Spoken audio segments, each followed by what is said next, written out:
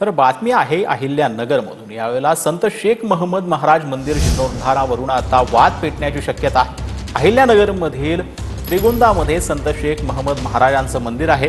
संजीवन समाजी स्थळी यावेळेला मंदिर उभारावं कमिटीसह ग्रामस्थांनी ही मागणी केली आहे। जीर्णोद्धाराला शेख महमद महाराजांचे वंशज अमीन शेख यांचा विरोध आहे। जीर्णोद्धार होत नाही तोपर्यंत त्रिगुंदा बंद राहणार असं ग्रामस्थांकडून सांगण्यात आलं।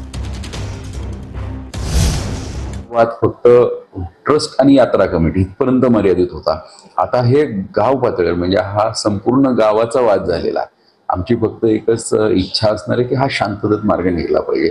एक लोकप्रतिनिधी म्हणून आम्ही हे प्रयत्नशील राहणार आहोत की कोणताही वाद पेटता कामा नये आणि शांततेत चर्चेतनं मार्ग कसा निघेल ही आमची प्रामाणिक प्रयत्न राहणार आहे।